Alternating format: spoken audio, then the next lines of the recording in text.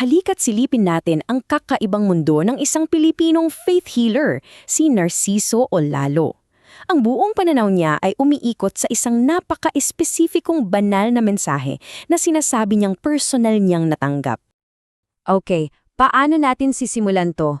Well, may isang malaking misteryo sa gitna ng lahat ng ito.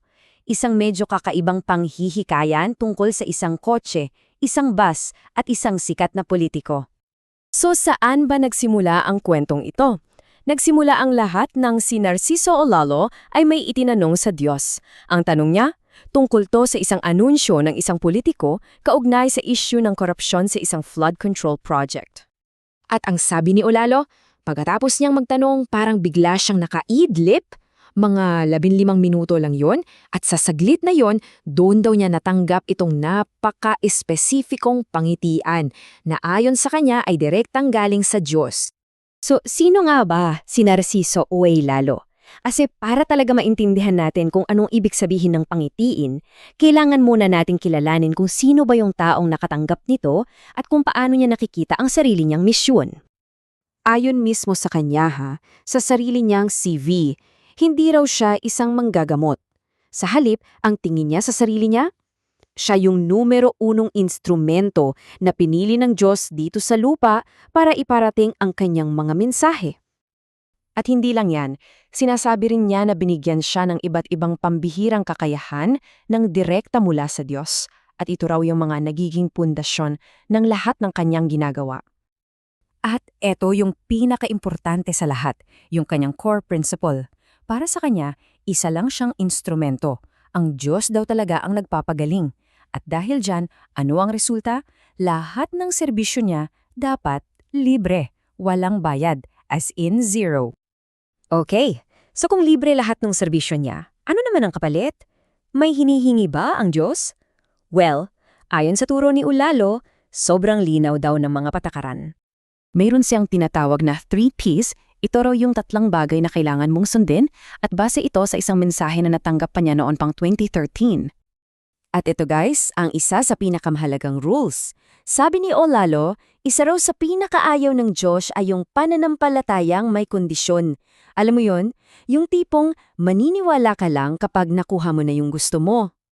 Okay, so ngayon na may context na tayo, kilala na natin si Olalo, alam na natin ang mga prinsipyo niya. Pwede na tayong bumalik doon sa misteryo ng pulang kotse at bus. Ano nga ba talagang ibig sabihin nito? Tara, himayin natin yung sarili niyang paliwanag.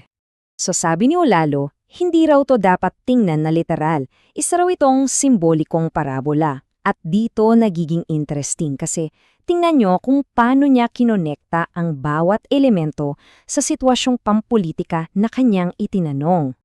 So, sa madaling salita, para kay Olalo, yung buong pangitain ay isang mensahe mula sa itaas na nagsasabing yung anunsyo ng politiko, isa lang daw yung malaking distraction, isang patibong para ilihis ang atensyon ng publiko sa mga totoong issue.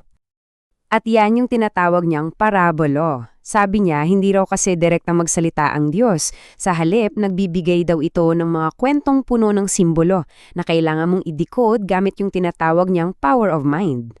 Itong abilidad niyang mag-interpret ng mga parabola, ito yung pinakasentro ng pagkakakilalan niya.